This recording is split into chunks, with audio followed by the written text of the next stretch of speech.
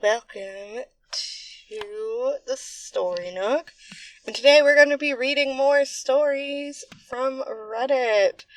This story comes from r/malicious compliance, and it is posted by user recommendation number 191.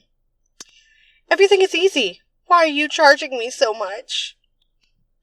So I work in the trades, and my neighbor is retired, and he recently asked me to fabricate a roof rack for his RV to put his boat on.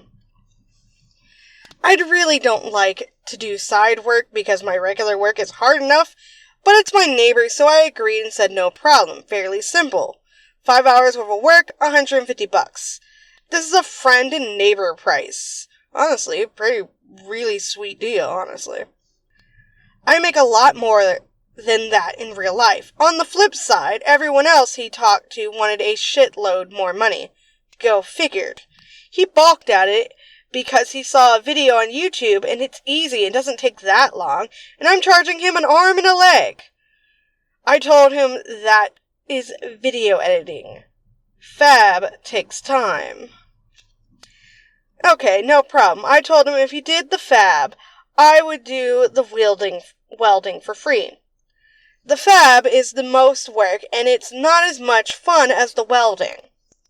This is the malicious compliance, because he told me that the fabrication work is easy, over and over again. It's like a reverse Uno card. I let him do the easy part of everything. This is in real time because it's still not finished at the time of posting. This started Sunday. Today is Wednesday afternoon, so 4 whole days available to do it. It's still not done. 4 hours in my estimate.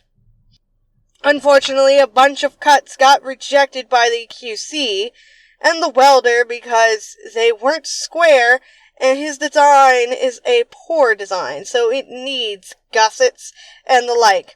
Likewise, all of the weld locations are not ground down to bare metal, but are showing rust, so he needs to take the top bit of the rust off. For those in the know, it's a mix of new and old square tube and angle. If I weld something up and it breaks because of shitty design, it's on me. You have an RV that's going off-road and you have a 6-foot reach on this roof rack with a boat vibrating on a Forest Service road. I'm not going to weld 1-inch square tube to 1-inch square tube and say it's okay.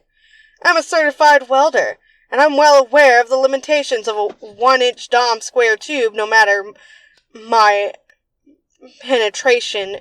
Gussets. Today, Wednesday afternoon, get home, he's still working on it. That's 4 full days that he can work on it. The fab work that I said would take me 4 hours, but he didn't want to pay for. And now he's asking a lot of questions. I love the guy, and I've lived here for a long time, and I'll live here much longer. But shouldn't he be looking up those answers in the comments on the YouTube tutorial? I'm sorry, but life is not a YouTube video tutorial. He understands now. He has almost finished the fabrication, and he looked at me after doing hours of grinding on Wednesday and said, this is not that easy. Yeah, that's why I told you to do it. Could have been done on Monday, and you would be camping this week. Sorry for the rant, but I'm a carpenter and a welder, and everything is so easy, yet no one wants to do it themselves. Why can't I just do it for free? Try asking a mover after their 40 hours of a week if they can move all of your shit just for pizza and beer. Think about it. I should have got into HVAC. Breaking news, edit! It's been welded, not by me, and I'm guessing it's a handyman because a lot of those welds look cold and no prep was done on painted or rusty surfaces. Think he's on Reddit? If so, I think it's the cabbage rolls that gave it away. Addendum to the breaking news edit. I don't think he read the story on Reddit, so that's good. But the guy who came to do it brought his own welder, and it had dials instead of a screen, so it's an old school one, and it kept tripping on 120 volts. Hence the cold welds. He had to dial it back in order to get the welds done. My machine is digital and solid state, so even at 120 volts, I can still burn through things. I asked if this welder was CWB certified. I have no clue what that is. Like a real welder or just some handyman? No answer. But that's the unspoken answer. Edit. Just a little addition here. IT guys are in the same vein as us. Hey man, can you look at my computer? Double edit. There's a whole lot of people, other professions, that I never expected to be asked to do free work. I would never expect to ask a healthcare professional an off-the-record idea of what's wrong with me. Triple edit. Like, to apologize to HVAC and plumbers, and because you guys have heavy shit too, I pulled a that's easy with you guys too, I'm sorry. Fourth edit. This is a really good guy that just didn't understand how much work goes into shit. I can't be a dick to him because he's from Eastern Europe and I've lived in the country where he's from. We share cabbage rolls. Most generally, I refuse side work because why? I have to do 110% work because it has to be absolutely flawless, or I'm going to see these people every single day for as long as I own my place. That in itself is not a problem. But my other neighbor who does small engine repairs says that he doesn't work for people he knows because they're expecting lifetime warranty on everything. That's in the same vein I'm in. The biggest lesson here is that you need to respect what other people do, and if they tell you it's a friend price, accept it.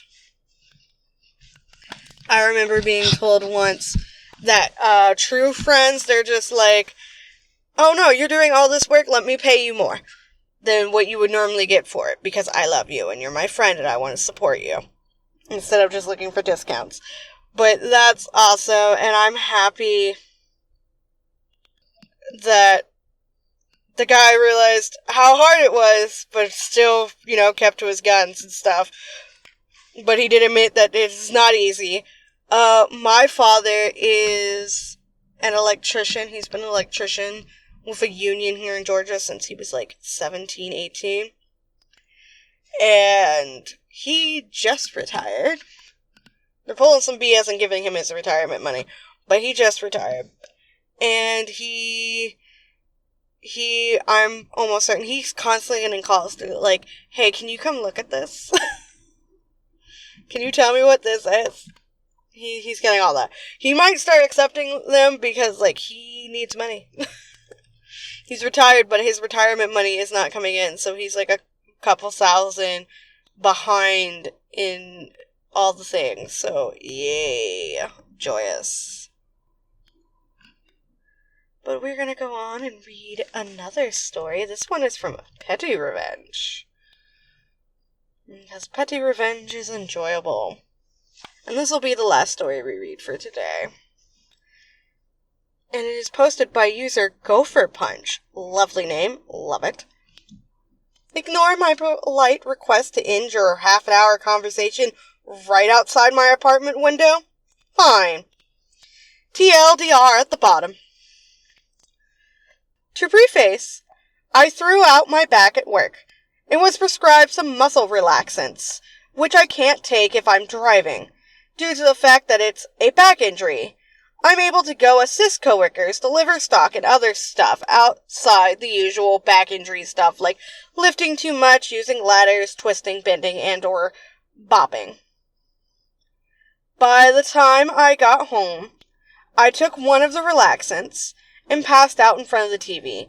About a half hour later, I was woken up by some loud guy arguing on his phone right outside of my apartment, which is technically the second floor, but very close to ground level.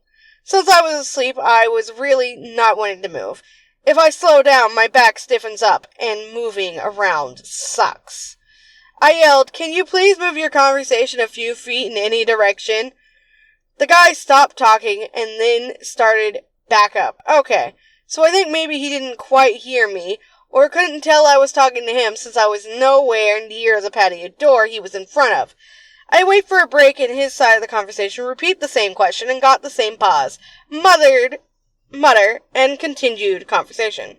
So I get up, walk to the patio door, look down at him and ask again, "Excuse me, can you please move anywhere else to have a conversation?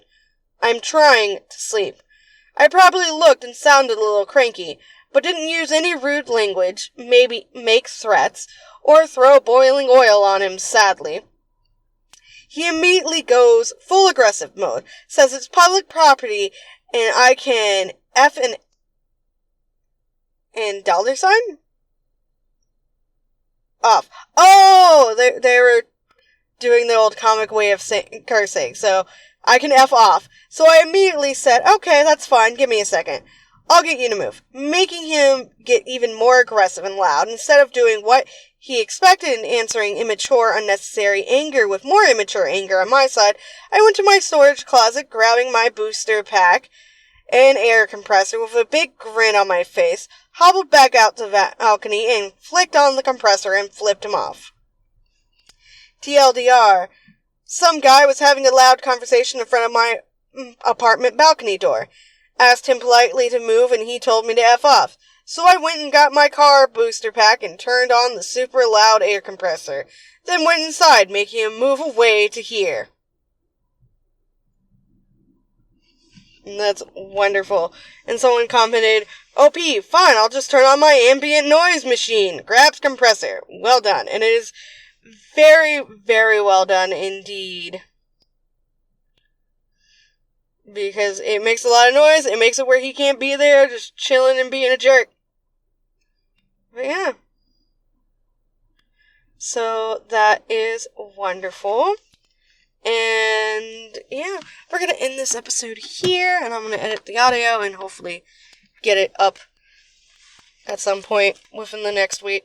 So thank you all for being here very, very much. You're all wonderful and awesome.